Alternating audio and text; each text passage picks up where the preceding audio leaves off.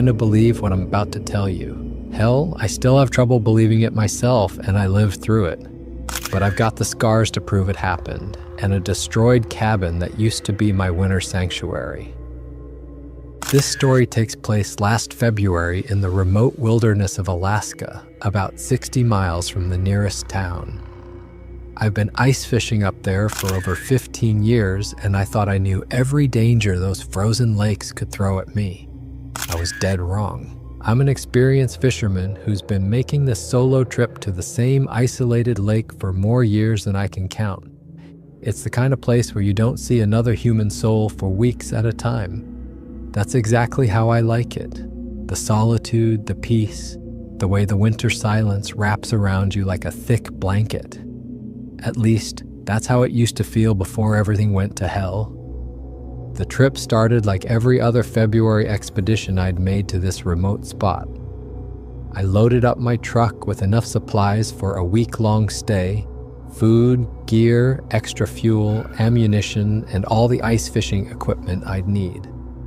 The drive takes about 4 hours on good roads, but the last stretch is absolutely brutal.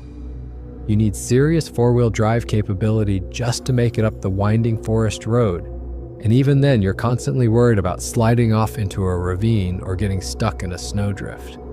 I've made that treacherous drive so many times over the years that I could probably navigate it blindfolded, but it never gets any easier. The road gets progressively worse as you climb higher into the mountains, eventually becoming nothing more than a rough track that's barely wide enough for a single vehicle. When you finally reach the end of the drivable section, you're still 8 miles from the lake through some of the most challenging terrain in Alaska. After parking my truck at the trailhead, I strapped on my snowshoes and began the long hike to my destination. The snow was particularly deep that winter, probably 4 feet in most places, with drifts that reached up to my chest in some areas. But seeing that small log structure sitting there on the edge of the frozen lake made every grueling step of the journey worthwhile. The cabin isn't much to look at from the outside, just a simple one-room log structure that I built myself about 10 years ago using materials I'd hauled in during the summer months. It has thick walls designed to handle the brutal Alaskan winters, a metal roof that can support heavy snow loads, and windows positioned to give me a clear view of the lake and my ice fishing holes. More importantly, I had saved up and bought a snowmobile that I left here to use only when I needed it. People called me crazy for the money I spent on it, but I always liked it. It made me feel like a young kid again. Anyway, the first 2 days of this trip went exactly according to plan, following the same comfortable routine I'd established over years of solo fishing expeditions. The ice on the lake was thick and solid, probably 18 inches at least, which is perfect for safe ice fishing. I spent the morning hours setting up my holes with my power auger, spacing them strategically around different areas of the lake to maximize my chances of finding where the fish were feeding. The fishing was absolutely incredible those first couple of days. I was pulling in lake trout left and right, some of them decent-sized specimens that would make excellent eating. The largest one I caught was probably close to 20 pounds, a beautiful fish that fought like crazy before I finally got it through the ice. I cleaned all my catches on the cutting board I keep outside the cabin, filleting them expertly and storing the meat in the snow where the sub-zero temperatures would keep it perfectly preserved. The weather was holding steady around minus 20 degrees Fahrenheit, which might sound brutal to most people, but is actually ideal conditions for ice fishing. The fish tend to be more active in very cold weather, and you don't have to worry about the ice starting to soften or become unsafe. Everything was going perfectly, and I remember thinking this might turn out to be my best ice fishing trip in years. The quiet was something I'd grown to treasure over the years. During the day, the only sounds were the whisper of wind through the evergreen trees and the occasional crack of shifting ice. At night, I'd sometimes hear the distant howl of wolves or the haunting call of an owl. but mostly it was just pure, peaceful silence that seemed to wrap around the cabin like a protective cocoon. But looking back now with the benefit of hindsight, there were subtle signs during those first 2 days that something wasn't quite right. Small things that didn't seem important at the time, but would later take on a much more sinister significance. The forest seemed quieter than usual, even by the standards of this remote location. I didn't hear the typical sounds of wildlife moving around in the woods. No squirrels chattering in the trees, no ravens calling to each other, no signs of the small animals that usually left tracks in the snow around my cabin. I should have known that silence meant something terrifying. On the second evening, while I was cleaning my day's catch outside the cabin, I had the strangest feeling that I was being watched. It wasn't anything I could put my finger on. No movement in the tree line, no sounds from the forest, nothing concrete that I could point to. But the sensation was unmistakable. That crawling feeling you get on the back of your neck when unseen eyes are studying your every move. I found myself glancing up frequently from my fish cleaning, scanning the dark line of trees that surrounded the lake.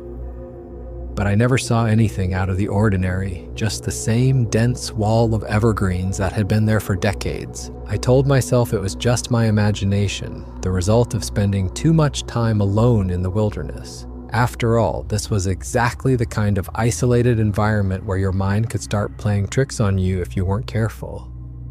That second night, I noticed something else unusual while I was banking the fire in my wood stove before bed. The normal sounds of the forest at night, the distant howl of wolves, the hoot of owls, the rustle of small animals in the underbrush, were completely absent. The silence was so complete and profound that it felt almost unnatural, like someone had thrown a heavy blanket over the entire wilderness. But despite these minor oddities, I slept well both nights and woke up refreshed and ready for another day of excellent fishing. The cabin was warm and comfortable, my gear was all working perfectly, and I had enough supplies to last for the remainder of my planned week-long stay. Everything seemed to be going exactly as I'd hoped when I'd planned this solo retreat months earlier. Then came the third morning and everything changed completely. I woke up to bright sunshine streaming through the windows, which should have been a perfect start to another productive day of fishing. But when I stepped outside to check on my fishing holes and gather some firewood, I saw something that made my blood run cold and my stomach drop like a stone. Footprints in the snow, massive footprints, unlike anything I'd ever seen in all my years of wilderness experience. These weren't the tracks of any known animal, and they definitely hadn't been there when I'd gone to bed the night before. Someone, or something, had visited my cabin while I slept, circling the building and investigating my campsite. The footprints were enormous, at least 18 inches long, maybe even 20. They showed clear impressions of 5 toes arranged in a pattern similar to human feet, but scaled up to an impossible size. The depth of the prints in the packed snow suggested whatever made them weighed several hundred pounds, far more than any human being. What made the tracks even more disturbing was that they clearly showed the creature had been walking upright on 2 legs, just like a person.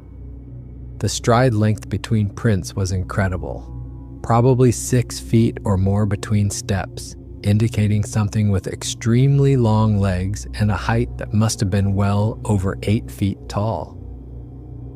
The prints circled my entire cabin multiple times, creating a pattern that looked almost ritualistic. They led right up to my windows, as if something had been peering inside while I slept.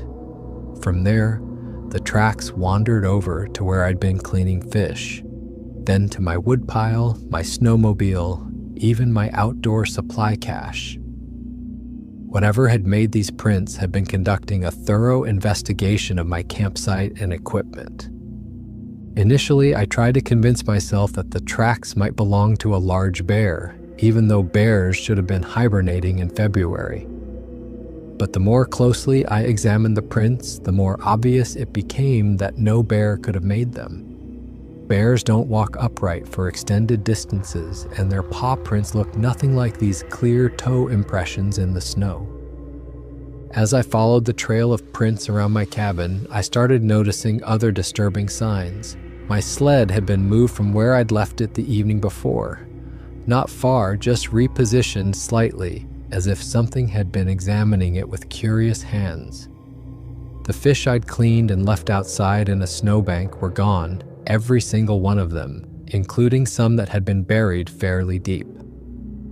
Most unsettling of all, I noticed that some of my gear showed signs of having been handled. My spare ice auger had been moved from its usual spot, and there were large handprint impressions in the snow around it, far too big to be from human hands. It was like something had been studying my equipment, trying to figure out what each item was used for. The realization that some unknown creature had been examining my campsite while I slept sent chills down my spine that had nothing to do with the sub-zero temperature. Whatever had made these tracks was clearly intelligent, methodical, and intensely curious about the human who had invaded its territory. I spent the rest of that day in a state of heightened alertness, constantly looking over my shoulder and scanning the tree line for any sign of movement. Every shadow among the trees caught my attention. Every small sound made me jump. The peaceful solitude I'd been enjoying was replaced by a constant feeling of being watched and evaluated by something I couldn't see.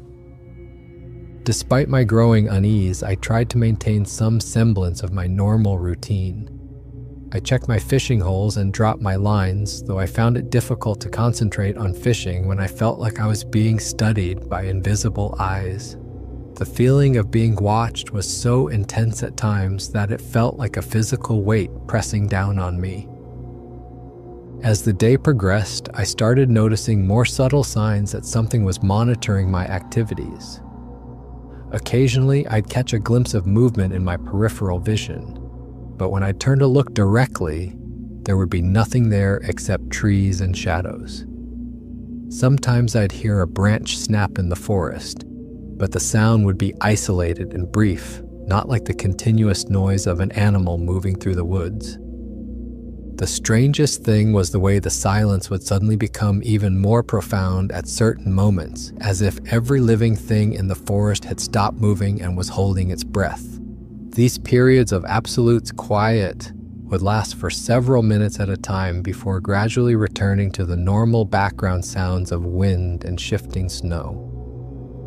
That afternoon, while I was sitting by one of my fishing holes about 50 yards from shore, I heard something that made every hair on my body stand up. It was a low humming sound, almost musical, that seemed to come from deep in the forest. The tone was too deep and resonant to be human, but it had a rhythmic quality that suggested intelligence rather than random animal sounds. The humming continued for about 10 minutes. Sometimes seeming to come from one direction, sometimes from another. It was impossible to pinpoint the exact source because the sound seemed to echo off the trees in ways that distorted its origin. But there was something deliberately communicative about it, as if the creature was announcing its presence or perhaps calling to others of its kind. When the humming finally stopped, the forest fell into that unnaturally complete silence again. I sat by my fishing hole for another hour, but I couldn't shake the feeling that I was being observed and evaluated by something with intelligence far beyond that of any ordinary wildlife. That evening, as I prepared dinner in my cabin, I made the decision that I would pack up the next morning and cut my trip short. Whatever was out there in the forest, I didn't want to find out what it might do if it decided I was a threat, or if its curiosity turned to aggression. I'd had plenty of close encounters with bears and other dangerous wildlife over the years, but this felt different, more deliberate, and somehow more menacing. But as night fell, the situation escalated dramatically before I had a chance to implement my plan to leave. Around 9 o'clock, while I was reading by lamplight and trying to relax after the stress of the day, I heard heavy footsteps in the snow outside my cabin. These weren't the cautious, investigative sounds I might expect from a curious animal. They were deliberate, purposeful footsteps that circled my cabin slowly and methodically. The footsteps continued for hours, creating a pattern of movement that was clearly intentional. Whatever was out there would circle the cabin 3 or 4 times in one direction, then reverse course and circle the same number of times in the other direction. Sometimes it would pause at one of my windows for several minutes before resuming its patrol. I sat in my chair with my rifle across my knees, trying to remain calm while this unknown creature conducted what could only be described as a surveillance operation. The psychological effect was devastating. I felt like a trapped animal being studied by a predator that was taking its time to plan the best approach for an attack. Around midnight, the footsteps stopped, and for a moment I dared to hope that whatever was out there had lost interest and moved on. Then something slammed into the side of my cabin with tremendous force, shaking the entire structure and rattling every window. The impact was so powerful that snow fell from the rafters, and I nearly fell out of my chair from the shock. The pounding came again, then a third time, each blow delivered with incredible strength. The whole cabin shook with each impact, and I could hear the logs creaking under the stress. Whatever was attacking my shelter was enormously strong and seemed to be testing the structural integrity of the walls. I stayed inside with my rifle ready, afraid to go outside and confront whatever monster was besieging my cabin. After the 3 massive blows, everything went quiet again, but I could hear heavy breathing outside and the sound of something moving around the perimeter of the building. I didn't sleep at all that night. I sat in my chair with the rifle in my lap, jumping at every small sound and constantly expecting another violent assault on my shelter. When dawn finally arrived, I worked up the courage to venture outside and assess the damage from the night's attack. What I found was both terrifying and mystifying. Deep claw marks had been gouged into the exterior walls of my cabin, scratched into the wood with such force that they went through the protective sealant and deep into the logs themselves. The marks were positioned high on the walls, at least 8 feet off the ground, indicating that whatever had made them was far taller than any human. The claw marks weren't random scratches. They formed deliberate patterns, almost like some kind of primitive writing or territorial markings. It was clear that an intelligent creature had made these marks intentionally, possibly as a warning or a claim of ownership over this territory. When I walked down to check my ice fishing holes, I discovered that they had been systematically destroyed. The neat, circular holes I'd cut with my auger had been enlarged into irregular openings, as if something had used its hands to dig them out and break away the surrounding ice. Some of the holes had been completely obliterated, turned into gaping wounds in the surface of the frozen lake. Near the destroyed fishing holes, I found more of those massive footprints, along with what looked like handprints in the snow. The handprints were enormous, at least twice the size of my own hands, and showed clear impressions of fingers and thumbs. Whatever had destroyed my fishing setup possessed opposable thumbs and the intelligence to understand what the holes were for. This realization sent a chill through me that had nothing to do with the frigid temperature. I was dealing with something that not only had tremendous physical strength, but also demonstrated problem-solving intelligence. It had studied my fishing operation and then systematically sabotaged it, showing a level of reasoning ability that was far beyond anything I'd ever encountered in the wilderness. I spent the rest of that morning reinforcing my cabin as best I could, stacking furniture against the door and windows and making sure my rifle was loaded and ready for use. But I knew that if this creature was determined to get inside, my improvised barricades wouldn't stop it for long. Despite the terrifying events of the previous night, I was still hesitant to abandon my fishing trip entirely. I'd invested a lot of time and money in this expedition, and part of me hoped that the creature's curiosity had been satisfied and it would move on to other parts of its territory. But on the fourth day, I had my first clear visual contact with whatever had been stalking me, and it was far worse than anything I'd imagined. I was ice fishing about 100 yards from shore, trying to salvage something from my sabotaged holes, when movement in the tree line caught my attention.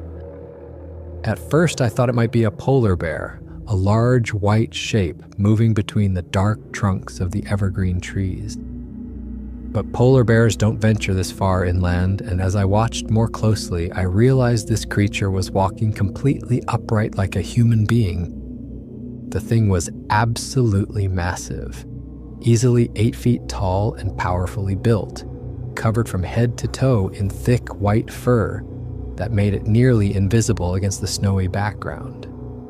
It moved with a fluid, graceful gait that seemed almost too smooth for something so large, suggesting incredible strength and coordination. But what struck me most was the deliberate way it carried itself. This wasn't the random movement of a foraging animal. It was the purposeful stride of something with intelligence and intent. The creature knew exactly where it was going and what it wanted to accomplish. It stopped at the edge of the forest and stared directly at me across the frozen lake. Even at that distance, I could feel the weight of its gaze, an intelligence studying me with the same intensity that a scientist might examine a specimen under a microscope. We remained locked in this stare for several minutes, predator and prey sizing each other up. The creature's head was proportioned like that of a primitive human, but scaled up to match its enormous body. Its arms hung down almost to its knees, suggesting incredible reach and strength.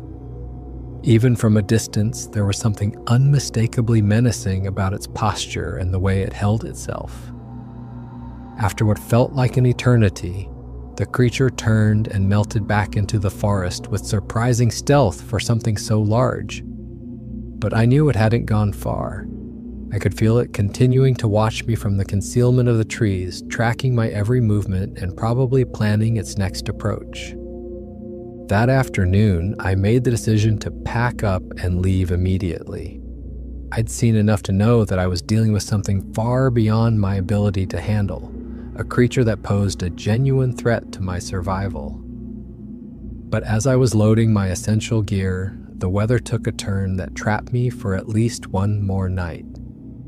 A massive blizzard moved in with shocking speed, bringing winds that howled like banshees and snow that fell so thick I couldn't see more than a few feet in any direction. Within an hour, the visibility was 0, and the temperature had dropped even further. There was no way I could safely navigate the forest trail to my truck in these conditions. I'd have to wait out the storm. I tried to tell myself that the blizzard might actually work in my favor, that no creature would be moving around in such brutal conditions. But as the hours passed and the storm intensified, I began to realize that I'd made a terrible miscalculation. The creature wasn't deterred by the weather at all. If anything, the storm was providing it with perfect cover for a final assault on my position. That night, the attacks on my cabin resumed with a vengeance, and this time there was nothing cautious or investigative about them. The creature was done studying me. Now it was time for action. The assault began around 10 o'clock with violent impacts against the walls that were far more powerful than anything from the previous night. The entire cabin shook with each blow, and I could hear the metal roofing beginning to buckle and tear under the tremendous force being applied to it. Something was on top of my cabin, literally tearing the roof apart with its bare hands. I could hear the screech of metal being bent and twisted, the crash of roofing panels being ripped away and hurled aside. Snow and debris began falling through growing gaps in the ceiling as my shelter was systematically destroyed around me. In desperation, I fired a warning shot through the roof, hoping to scare the creature away. The gunshot seemed to have some effect, There was a moment of silence, followed by the most terrifying sound I'd ever heard in my life. The creature let out a roar that seemed to shake the very foundations of the cabin, a sound so deep and primal that I felt it in my bones. The roar was pure rage and fury, the sound of a predator that had been challenged and was now fully committed to destroying the source of that challenge. It was like nothing that should come from any earthly animal, too intelligent to be bestial, too savage to be human. After that ear-splitting roar, the attack resumed with even greater intensity. I could hear pieces of the roof being torn away and thrown aside, each impact accompanied by the sound of splintering wood and screaming metal. My shelter was being demolished around me by something with the strength of a bulldozer and the intelligence to target the weakest structural points. Then I heard the sound that I still have nightmares about. The cabin door being ripped completely off its hinges, not unlocked, not broken open, but literally torn away from the frame and hurled aside like it was made of cardboard. The creature had found the easiest way into my shelter and had removed that obstacle with casual, terrifying ease. I spun around to face the doorway with my rifle raised and ready to fire, but what I saw in that opening made my finger freeze on the trigger. The massive, white Sasquatch completely filled the doorframe, its shoulders too broad to fit through easily, and its head nearly touching the top of the opening. In the lamplight, I could see its features clearly for the first time. The face was primitive but unmistakably intelligent, with deep-set eyes that glowed yellow in the artificial light, like those of a predator adapted for night hunting. Its entire body was covered in thick, matted white fur that seemed to absorb the light, making it appear more like a moving shadow than a living creature.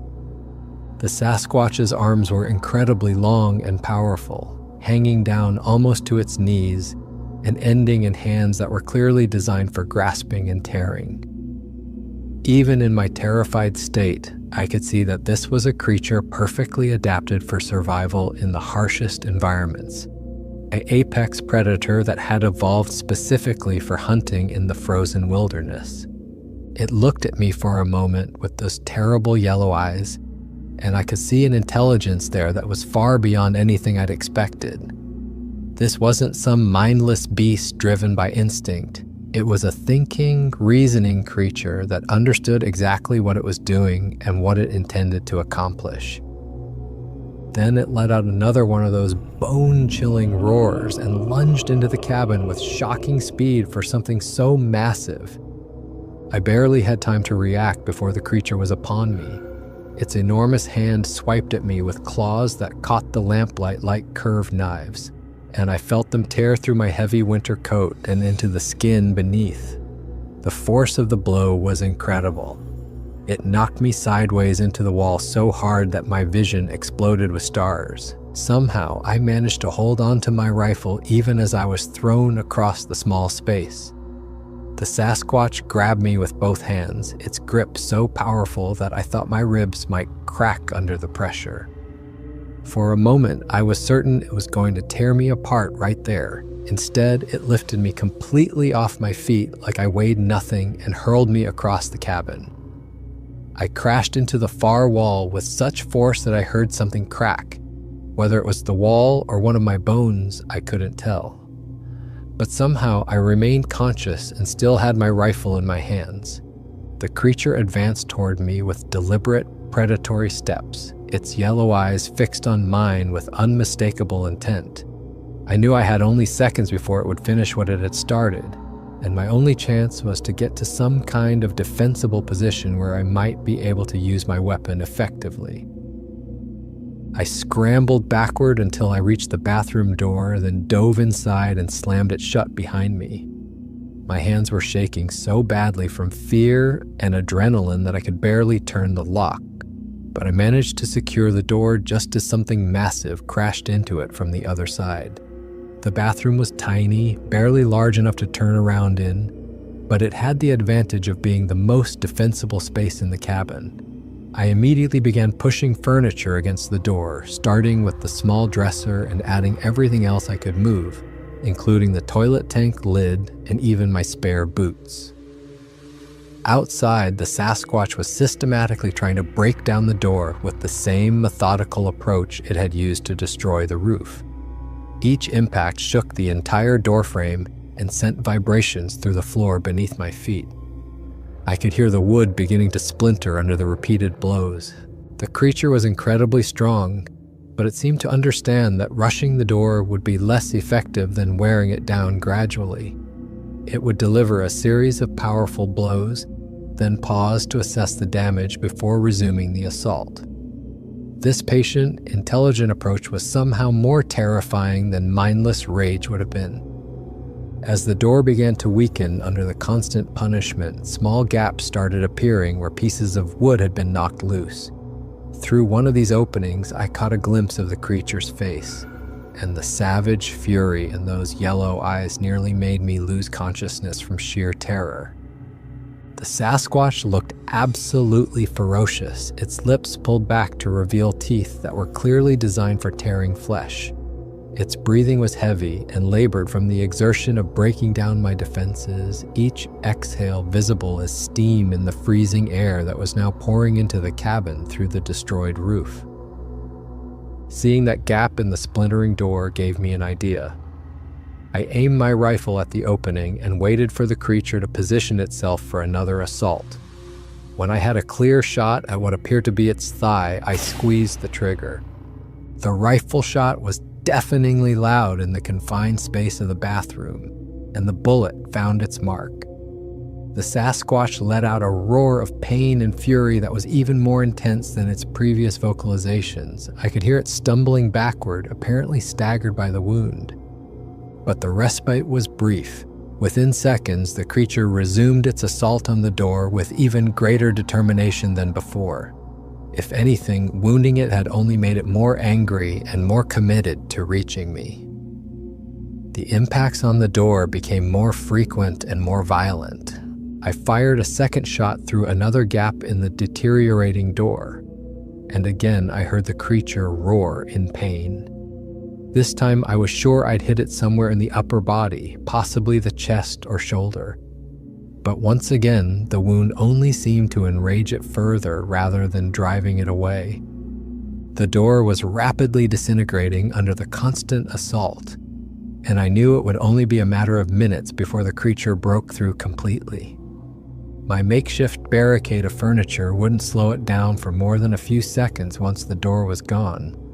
I looked around desperately for another escape route and realized that the bathroom had a small window, barely large enough for a child to crawl through, but potentially big enough for me to squeeze through if I was desperate enough. The problem was that if the creature spotted me trying to escape through the window, I'd be completely vulnerable while I was stuck halfway through the opening. But staying in the bathroom was clearly not a viable long-term strategy. The door was nearly destroyed, my ammunition was limited, and the creature showed no signs of giving up or being deterred by its wounds. I had to make a choice between staying and fighting a hopeless battle or trying to escape and running for my life. The decision was made for me when I heard the sound of claws scratching at the bathroom window from outside. The Sasquatch had figured out that there was another way into the room and was already moving to cut off my potential escape route. If I stayed where I was, I'd be trapped between the creature's assault on the door and its efforts to break through the window. I gathered my essential gear as quickly as possible: rifle, remaining ammunition, emergency food, and my heaviest coat. The creature was still pounding on the door, but the impact seemed slightly less frequent. Maybe the gunshot wounds were finally starting to slow it down, or maybe it was just conserving energy for a final breakthrough. When I heard the Sasquatch move away from the door momentarily, probably to check on the window or examine its wounds, I made my move. I shoved aside the furniture I'd stacked against the door and burst out of the bathroom with my rifle ready to fire. The creature was across the room near the destroyed doorway, dark blood staining its white fur where my bullets had found their marks. Its yellow eyes blazed with pain and fury when it saw me emerge from my hiding place, and it immediately started moving toward me with deadly intent. I didn't wait to see what it would do. I ran for the main doorway as fast as I could, praying that I could reach my snowmobile before the wounded but still dangerous Sasquatch could catch me. Behind me, I heard the creature's heavy footsteps as it gave pursuit, along with another one of those terrifying roars that seemed to shake the entire forest. I burst out of the destroyed cabin into the howling blizzard, immediately hit by wind and snow that made it almost impossible to see more than a few feet in any direction. But I knew exactly where my snowmobile was parked, and I ran toward it through the deep snow as fast as my legs could carry me. The Sasquatch was right behind me. I could hear its massive footsteps pounding through the snow and feel its presence like a weight pressing down on my back. The creature seemed to be barely slowed by its wounds, driven by rage and the predatory instinct to finish what it had started. I reached my snowmobile and yanked the starter cord with hands that were shaking from cold, fear, and adrenaline. The engine turned over on the second pull, probably the only stroke of luck I'd had during this entire nightmarish encounter. I gunned the throttle and took off across the frozen lake toward the forest trail that would lead me to safety. Behind me, the Sasquatch let out another roar of frustration and began pursuing me across the ice. Even through the blinding snow, I could see its massive white form running after my snowmobile with a stride that ate up tremendous amounts of ground with each step. For something so large and heavily built, the creature was shockingly fast. Even with my snowmobile at full throttle, it was steadily gaining on me. The sight of that massive predator chasing me across the frozen lake gave me a burst of desperate energy that I channeled into pushing my machine even harder. The chase across the lake felt like it lasted forever, but in reality, it was probably only a few minutes before I reached the mouth of the forest trail. The narrow path between the trees worked in my favor. The Sasquatch couldn't maintain its full running stride in the confined space, and the dense undergrowth slowed it down significantly. I could still hear it crashing through the forest behind me, breaking branches and small trees in its desperate pursuit, but the sounds were gradually getting fainter as I pulled ahead. The trail was treacherous in the blizzard conditions, with overhanging branches and sharp turns that could easily have thrown me from the snowmobile or wrapped me around a tree. But terror gave me focus and reflexes that I'd never possessed before. I ducked under branches that would have knocked me unconscious, leaned into turns that should have sent me tumbling into the snow, and somehow managed to keep the machine upright and moving towards safety. The pursuit through the forest seemed to go on forever, but gradually the sounds of the creature crashing through the underbrush behind me faded away completely. Either I had finally outrun the Sasquatch, or it had given up the chase for some other reason. I didn't slow down to find out which. I kept the snowmobile at maximum speed until I reached my truck parked at the trailhead. My hands were shaking so badly from adrenaline and cold that I could barely operate the loading ramp for my snowmobile trailer. But somehow I managed to get the machine secured. The snowmobile was damaged from the brutal ride through the forest. Scratches and dents covered the hood, and I could smell the acrid odor of an overheated engine. But it had gotten me out alive. I drove straight to the nearest town without stopping, my knuckles white on the steering wheel, and my eyes constantly checking the rearview mirrors for any sign of pursuit. The creature had demonstrated intelligence far beyond any normal animal, and I couldn't shake the fear that it might be capable of tracking me even by road. When I reached the town, I sat in the parking lot of the first gas station I found, trying to process what had just happened to me and figure out what I should tell people. The truth was so incredible that no one would believe it. A massive white Sasquatch that had systematically stalked me for days before launching a violent assault on my cabin. I realized that telling the complete truth would probably result in people thinking I'd had some kind of psychological breakdown from spending too much time alone in the wilderness. The isolation and stress of solo winter camping could certainly cause hallucinations or paranoid delusions in some people. In the end, I decided to stick to a simplified version of events that would be more believable. I told people that I'd had an encounter with an unusually aggressive bear that had damaged my cabin and forced me to evacuate earlier than planned. I explained my obvious injuries as the result of falling and hitting some rocks while trying to escape from the bear. The local sheriff was sympathetic and took down my report without asking too many probing questions. Bear encounters weren't uncommon in that part of Alaska, though they were unusual during the winter months when the animal should have been hibernating. He wished me luck with my insurance claim and suggested I might want to consider hunting in areas closer to civilization in the future. I drove home in a daze, my mind still trying to process the incredible events of the past few days. The physical evidence of my encounter was undeniable. The claw marks on my chest where the creature had torn through my coat, the damaged snowmobile, my destroyed camping gear. But the full truth of what had happened seemed too fantastic for anyone to believe, including sometimes myself. The injuries from my encounter took weeks to heal properly. The claw marks across my chest were deeper than I'd initially realized, requiring antibiotics to prevent infection and leaving permanent scars that serve as a daily reminder of that terrifying night. My ribs, which had been bruised when the creature threw me against the cabin wall, ached for months afterward. But the psychological trauma was far worse than the physical injuries. I'd always been a confident outdoorsman who felt completely at home in the wilderness.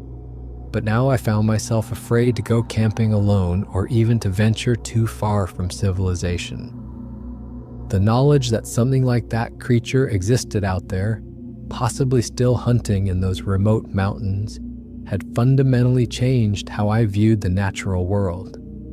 I stopped going on solo camping trips entirely and rarely ventured into wilderness areas anymore.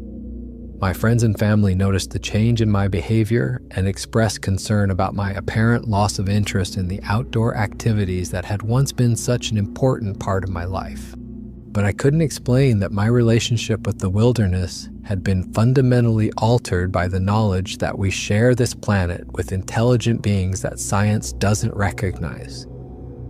The scars on my chest serve as a daily reminder of my encounter, but they're not the only lasting effects.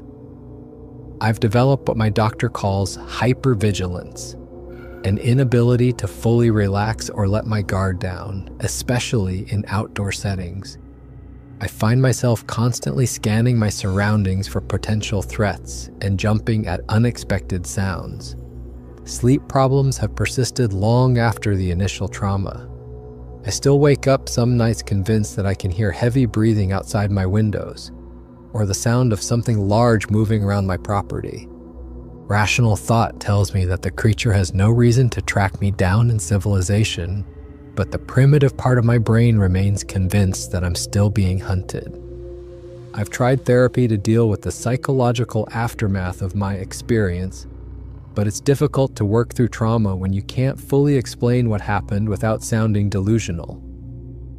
I've told my therapist that I had a close encounter with a dangerous animal while camping alone, but I've never described the full details of what I witnessed. The hardest part is knowing that somewhere in those remote Alaskan mountains, that creature is still out there. It might be living peacefully in its territory, or it might still harbor hostility toward the human who invaded its domain and wounded it in the resulting confrontation.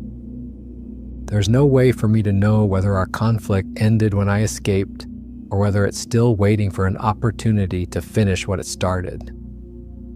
I've decided to share my story now, years after the encounter, because I think people deserve to know that the world is stranger and more dangerous than we generally assume. There are things living in the wild places of the earth that challenge our understanding of what's possible, beings that have learned to survive by avoiding human contact but won't hesitate to defend their territory when threatened. The white Sasquatch of Alaska is real. I've seen it, fought it, and barely escaped with my life. It's out there somewhere in those frozen mountains, living according to rules and purposes we can't comprehend, watching and waiting in the places where humans fear to go.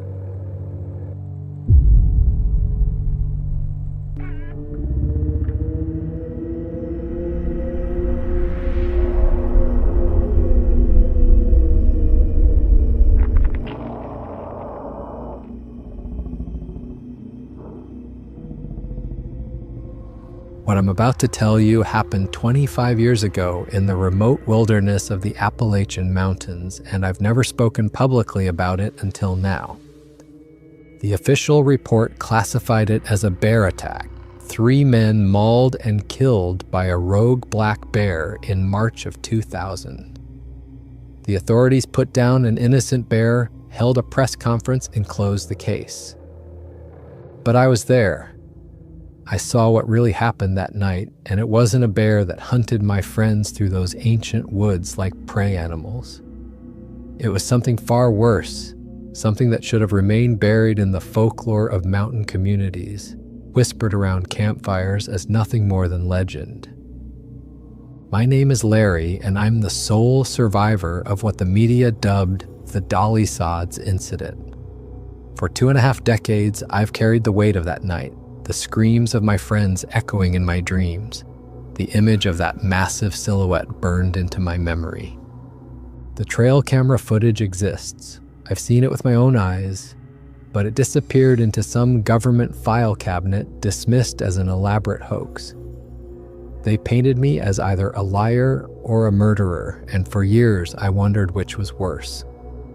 Now, as I approach my 60th birthday, I've decided the truth needs to be told. 3 good men died in those mountains, and their families deserve to know what really took them. More importantly, hikers and campers continue to venture into those woods, unaware of the apex predator that calls the deepest hollows home.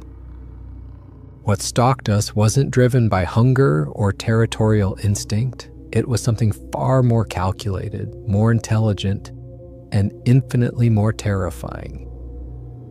March 15th, 2000 started like any other camping trip the 4 of us had taken dozens of times before.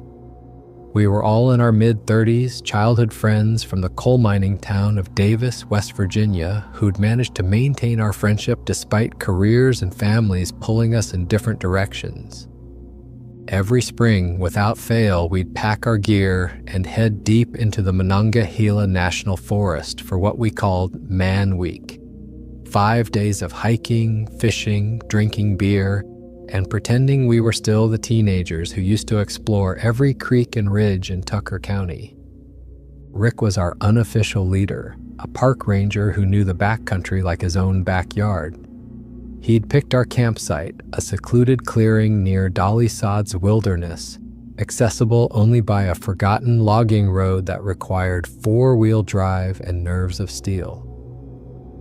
Mike worked construction and always carried enough gear for an Arctic expedition, while Dave taught high school and brought an endless supply of ghost stories and local legends that had terrified generations of students. The plan was simple: establish base camp, set up some trail cameras to capture wildlife footage, and spend our days exploring the wilderness we'd grown up in. Rick had recently purchased 3 motion-activated trail cameras, cutting-edge technology for 2000, and was eager to document the black bears, white-tailed deer, and wild turkeys that populated the area. We positioned the cameras strategically around our camp and along known game trails, hoping to capture footage of the magnificent wildlife that thrived in one of the East Coast's last true wilderness areas. Those first 2 days unfolded exactly as we had hoped. The weather was perfect, crisp mountain air, clear skies, and temperatures that hovered in the comfortable 50s during the day before dropping into the 30s at night.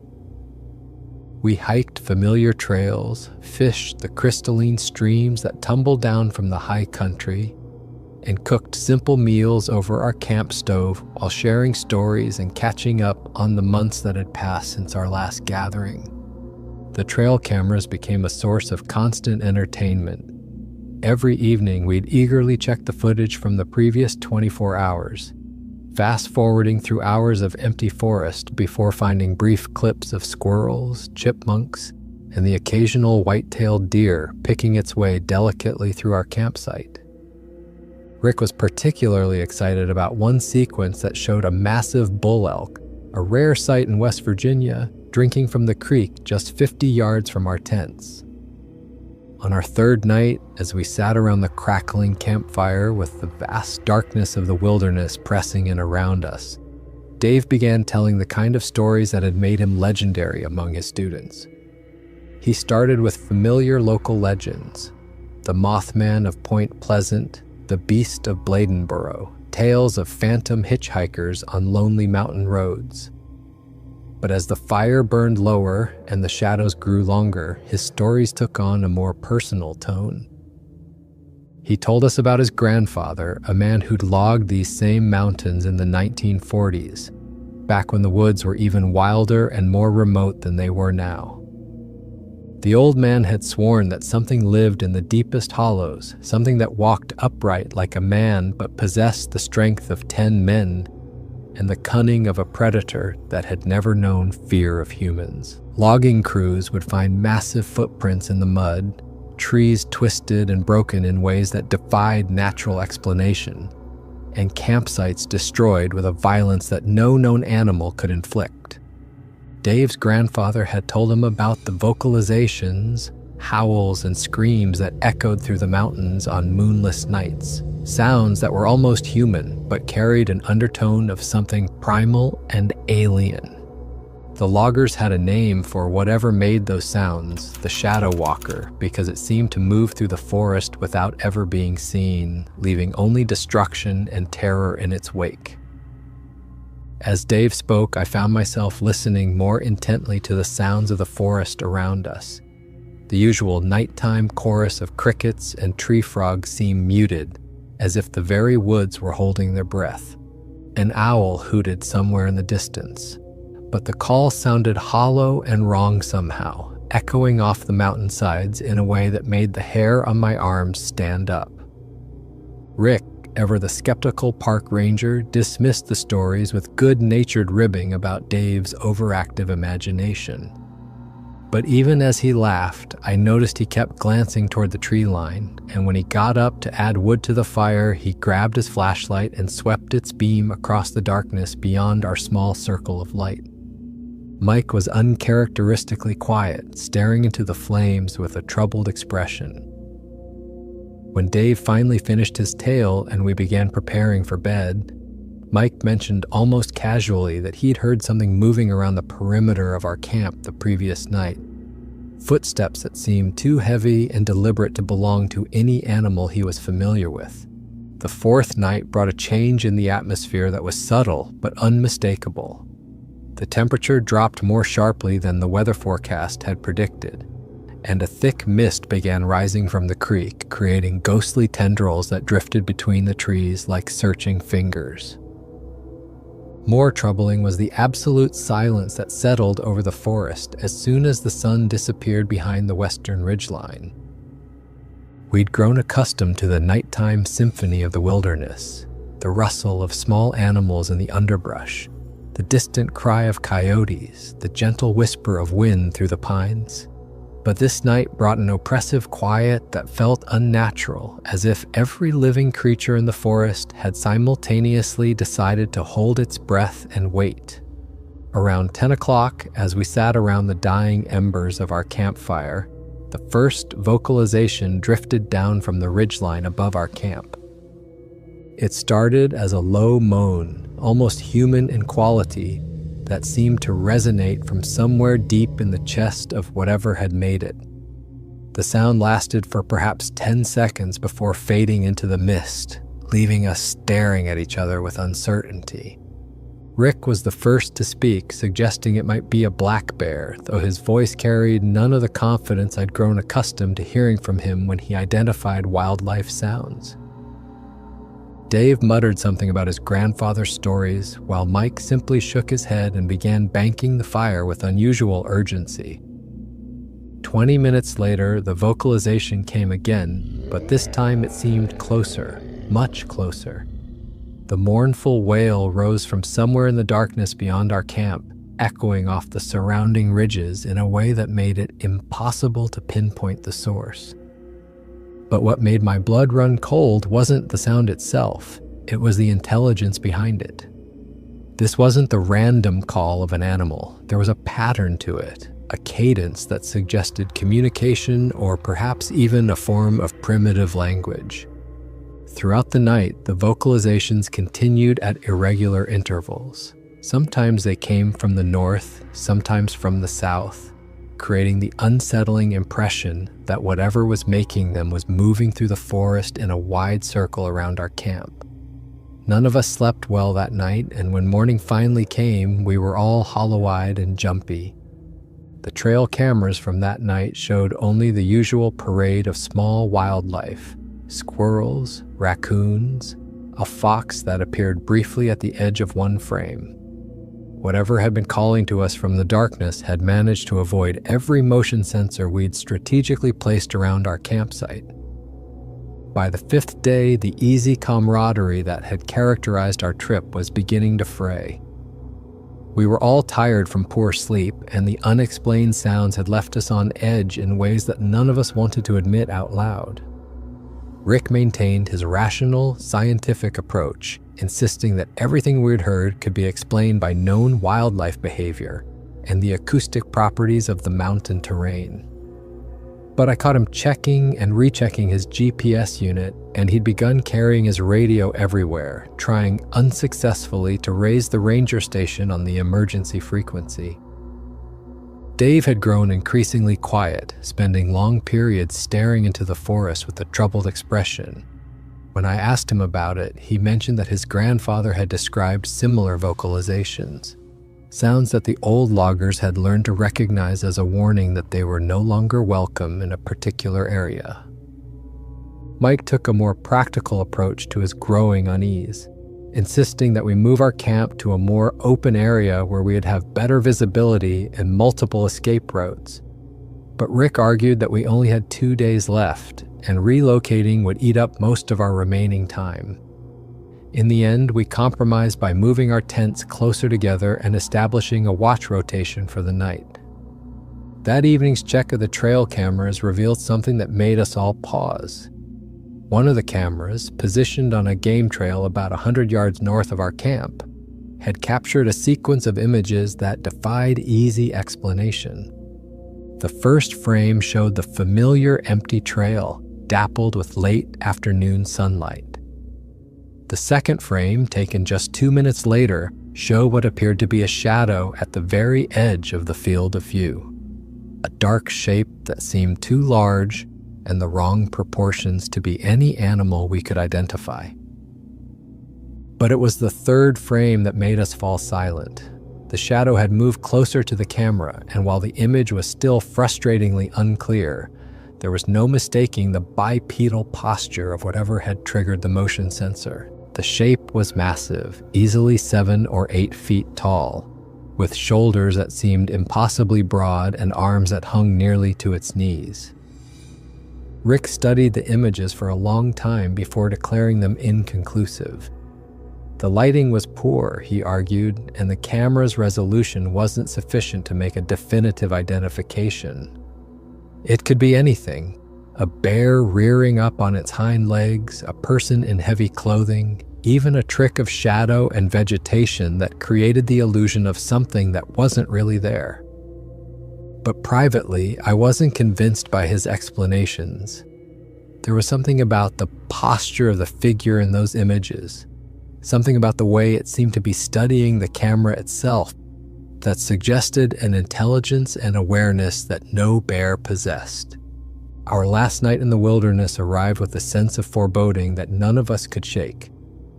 The weather had turned, bringing low-hanging clouds that obscured the peaks and a dampness that seemed to seep into our bones despite the campfire. The usual evening ritual of checking the trail cameras revealed more shadows and unclear images, shapes that might have been anything or nothing, depending on how you chose to interpret them. As darkness fell, we maintained the watch rotation we'd established the previous night, but the psychological comfort it provided was minimal. The forest around us felt different now, watchful and malevolent in a way that made every rustle of leaves sound like approaching footsteps. Around 11 o'clock, Dave took his turn at watch while the rest of us tried to get some sleep in our tents. I was just beginning to drift off when I heard him whisper urgently from outside. The vocalizations had started again, but tonight they were different. Instead of the mournful wails we'd grown accustomed to, these sounds were shorter and more aggressive. Guttural barks and snarls that seemed to come from multiple directions simultaneously. It was as if whatever had been circling our camp for the past several nights had brought friends, and they were no longer content to simply observe from a distance. I crawled out of my tent to find Dave standing with his back to the fire, flashlight in one hand and camp knife in the other. His face was pale in the flickering light, and I could see his hands shaking slightly as he tried to track the sounds moving through the darkness around us. Rick and Mike emerged from their tents moments later, and we stood together in our small circle of firelight while the sounds continued.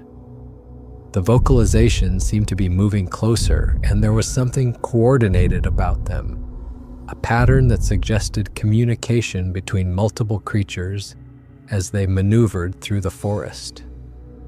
Then suddenly, everything went silent. For perhaps 5 minutes, we stood in absolute quiet, listening to our own breathing and the gentle crackle of the campfire. The silence was somehow more terrifying than the vocalizations had been, filled with the potential energy of predators positioning themselves for an attack. Dave was the first to break. The strain of the past several days, combined with the immediate terror of standing exposed in the wilderness, while unknown threats moved through the darkness around us, finally overwhelmed his composure. He announced that he couldn't take it anymore and needed to relieve himself, despite our agreed-upon rule that no one should leave the immediate vicinity of the fire. Rick tried to talk him out of it, suggesting he wait until morning or at least take someone with him. But Dave was already walking toward the tree line, flashlight beam dancing ahead of him as he made his way to the spot we'd been using as a latrine about 30 yards from our camp. For the first few minutes, everything seemed normal. We could see the glow of his flashlight moving through the trees, and occasionally we heard the crunch of his footsteps on the forest floor. Then the light stopped moving. The scream that shattered the night air was unlike anything I'd ever heard, a cry of pure terror that rose to an inhuman pitch before being suddenly cut off. It was followed immediately by the sound of crashing underbrush and what could only be described as a roar. A sound that seemed to come from something with lungs, the size of barrels, and vocal cords, designed to intimidate creatures much larger than humans. Without thinking, all three of us grabbed our flashlights and ran toward the spot where Dave had disappeared. Our beams cut through the darkness, creating a chaotic strobe effect as we stumbled through the underbrush, calling his name and trying to locate the source of the disturbance. We found him about 50 yards from camp, but what we discovered there defied every rational explanation we might have constructed. Dave was pressed against the trunk of a massive oak tree, his flashlight lying broken on the ground beside him and his face frozen in an expression of absolute terror. But it wasn't Dave that made us stop dead in our tracks. It was the thing standing 10 feet away from him.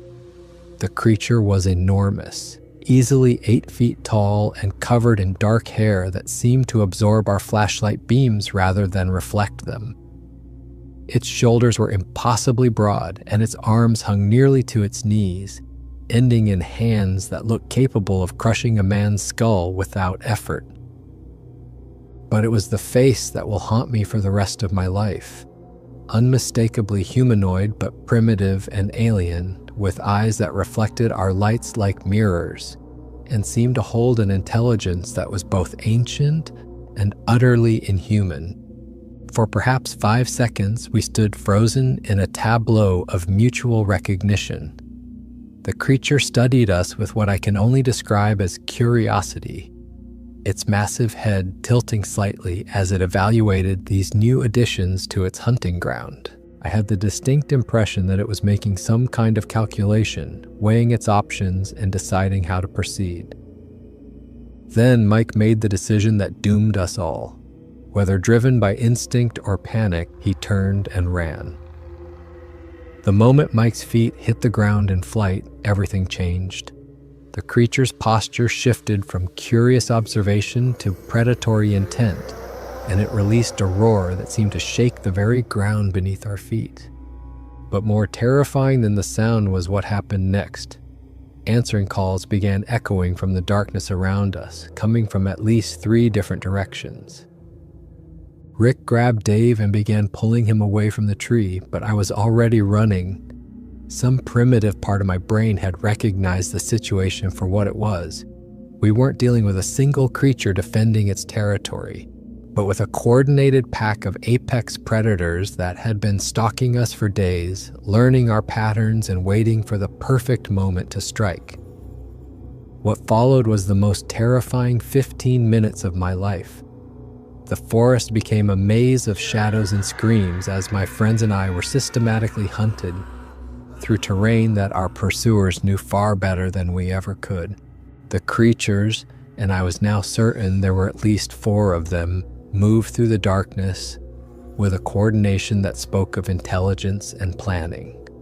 I could hear them communicating with each other through a series of vocalizations that ranged from low grunts to piercing shrieks. They were hurting us, I realized, driving us away from our camp and deeper into the wilderness, where our chances of survival decreased with every step. Mike's screams were the first to be cut short. The sound came from somewhere behind me and to the left, a cry of agony and terror that lasted only a few seconds before being replaced by sounds that I refused to describe in detail. I kept running, crashing through underbrush and stumbling over fallen logs, while the sounds of pursuit grew closer. Rick's voice came next, calling out for help before dissolving into screams that seemed to go on forever before finally fading into the night. I could hear Dave somewhere ahead of me, his panicked breathing and the crash of his passage through the forest growing fainter as we were driven in different directions by our pursuers. The creatures seemed to be playing with us, allowing us to run just far enough to maintain hope before closing in again. I could hear them moving parallel to my route, sometimes close enough that I caught glimpses of dark shapes flowing between the trees with an inhuman grace that belied their massive size. After what felt like hours but was probably no more than 15 minutes, I realized that the sounds of pursuit had faded. I was alone in the darkness, lost somewhere in the vast wilderness of the Monongahela National Forest, with no idea which direction led back to civilization. I spent the rest of that night moving through the forest, guided only by the stars visible through the canopy, and a desperate hope that I was traveling in the right direction. Every sound made me freeze. The hoot of an owl, the rustle of wind through leaves, the distant crack of a falling branch. I was convinced that the creatures were still out there, following me at a distance and waiting for the right moment to finish what they had started. As dawn broke over the mountains, I finally stumbled onto a familiar trail that I recognized from our hikes earlier in the week. By following it downhill, I eventually reached the gravel road where we'd parked Rick's truck. The vehicle was still there, untouched, with our spare gear still loaded in the bed. But the keys were back at our campsite with Rick, and I had no way to hotwire a modern vehicle. So I began walking. It took me 6 hours to reach the nearest ranger station, a small outpost on the edge of the national forest that was staffed by a single ranger who looked at my appearance. Torn clothes, scratches covering my arms and face, wild-eyed expression, with obvious concern. I tried to explain what had happened as calmly as possible, but even to my own ears, the story sounded insane. 3 men killed by creatures that didn't officially exist, in an attack that had been coordinated and intelligent in ways that no known animal exhibited. The ranger listened politely, took notes, and immediately radioed for backup. Within hours, the forest was crawling with search and rescue teams, park rangers, and eventually FBI agents who treated me more like a suspect than a victim. They found our campsite easily enough, or what was left of it. The scene looked like it had been hit by a tornado. Tents were shredded, gear was scattered across a 100-yard radius, and trees showed signs of damage that investigators struggled to explain. But they found no bodies. Despite an intensive search that lasted for 3 days and covered dozens of square miles, my friends had simply vanished without a trace. The real breakthrough came when investigators discovered that one of our trail cameras had survived the attack. The camera positioned near the latrine area, the spot where Dave had first encountered the creature, had continued recording throughout the night, and its memory card contained footage that should have changed everything. I was present when they reviewed the footage at the ranger station, watching on a small laptop screen as the events of that night played out in grainy, infrared-tinged detail. The camera had captured everything: Dave's approach to the tree line, the emergence of the massive creature from the forest, our arrival with flashlights, and the moment when everything went wrong. But most importantly, it had captured clear images of the creatures themselves. There was no ambiguity, no room for misinterpretation. The footage showed multiple bipedal beings that stood 8 feet tall and possessed strength and coordination far beyond anything in the known animal kingdom. For a brief moment, I thought vindication was at hand. Here was proof that would clear my name and force the authorities to acknowledge the existence of something that had been dismissed as folklore for generations. Instead, the lead investigator watched the footage twice, shook his head, and declared it an obvious fake. According to his report, the creatures in the video were clearly people in costumes, the attack was staged, and the entire incident was an elaborate hoax designed to cover up what had really happened to my friends. The quality of the footage was too poor to definitively prove anything, he argued, and the behavior of the creatures was inconsistent with known animal patterns. Within a week, I was facing charges for filing a false police report and interfering with a federal investigation. The footage disappeared into evidence lockup, and I was prohibited from discussing it publicly while the investigation was ongoing. What happened next was a masterclass in bureaucratic efficiency. Faced with mounting pressure from the families of the missing men and unwilling to admit that something unknown was killing people in a national forest, the authorities needed a simple explanation that would close the case and restore public confidence in the safety of the wilderness areas under their jurisdiction. They found their answer in a 300-pound black bear that had been tracked by biologists for several years.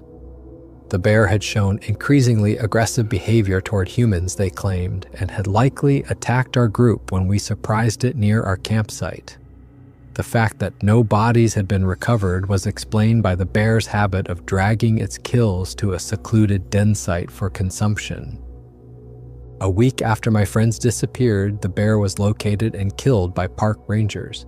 The case was officially closed, and the families were given closure in the form of a neat narrative that fit within the boundaries of accepted reality. I was fined $2,500 for the false report and banned from entering any national forest for 5 years. The media coverage portrayed me as either a disturbed individual who had snapped under pressure or a con artist who had murdered his friends and concocted an elaborate story to avoid prosecution. 25 years have passed since that night in the Appalachian wilderness, and I've never stopped thinking about what really happened. The official explanation that a bear killed 3 experienced outdoorsmen and somehow made their bodies disappear without a trace. becomes more ludicrous with each passing year. I've done my research in the decades since, connecting with other witnesses who've had similar encounters in wilderness areas across North America. The patterns are consistent: intelligent, coordinated behavior, communication between multiple creatures, attacks that show strategic planning rather than animal instinct. But every report is dismissed, every piece of evidence is explained away, and every witness is marginalized or discredited. The families of my friends never forgave me.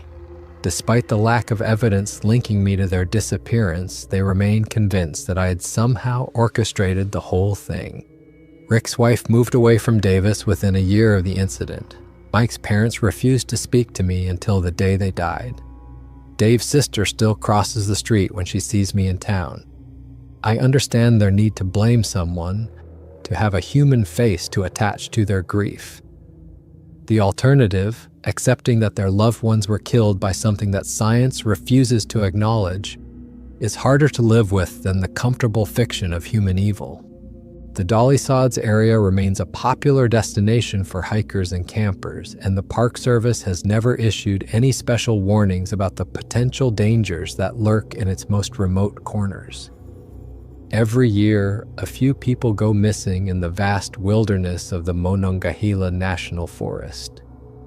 Most are eventually found: lost hikers who took a wrong turn, inexperienced campers who succumbed to exposure, hunters who suffered accidents in the backcountry. But some disappearances remain unexplained, people who simply vanish without a trace, leaving behind campsites that show signs of violent disturbance but no evidence of what caused it.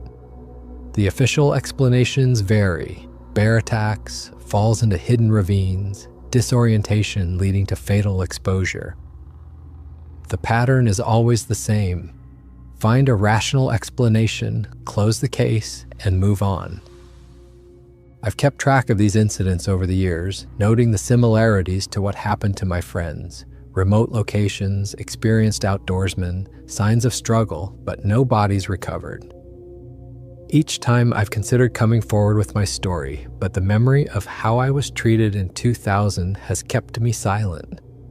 Until now, last month, another group went missing in the same general area where my friends died. 4 college students from Virginia Tech, all experienced hikers, disappeared during a spring break camping trip. Their campsite was found destroyed, their gear scattered, but no trace of the students themselves has been recovered despite an intensive search effort. The official investigation is following the same script I witnessed 25 years ago.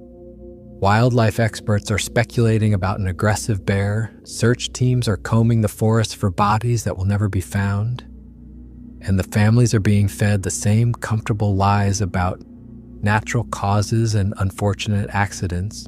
But I know better. I know what's really stalking people in those ancient mountains, and I can't remain silent while more innocent lives are put at risk. The creatures that killed my friends are still out there. They're intelligent, they're organized, and they see humans as prey. The trail camera footage that could prove their existence is buried in some government warehouse, dismissed as an elaborate hoax by people who refuse to acknowledge the possibility that there are still mysteries in this world that science hasn't solved. I'm approaching 60 now, and I don't have many years left to tell this story. My health isn't what it used to be, and I've lived with the weight of that night for far too long. But before I die, I want people to know the truth about what happened in the Appalachian wilderness in March of 2000. 3 good men died that night: Rick, Mike, and Dave, killed by creatures that exist in the spaces between scientific knowledge and ancient fear. They deserve better than to be forgotten in a bureaucratic cover-up, and the people who continue to venture into those mountains deserve to know what's really waiting for them in the deepest, darkest hollows of Appalachia. I was there, I saw it happen, and no amount of official denial will ever change the truth of what I witnessed that night. The night a hunting party became the hunted, and I learned that some legends are more terrifying than any fiction. The footage exists. The truth is out there. And somewhere in the vast wilderness of the Monongahela National Forest, the descendants of those creatures are still watching, still waiting, and still hunting anyone foolish enough to venture too deep into their ancient domain. I am Larry, and this is my testimony. Believe it or don't. But if you ever find yourself camping in the remote corners of the Appalachian wilderness, remember my words when you hear something moving through the darkness beyond your campfire's light. Sometimes the monsters from our childhood stories turn out to be real. For more interesting stories like this, check out this one.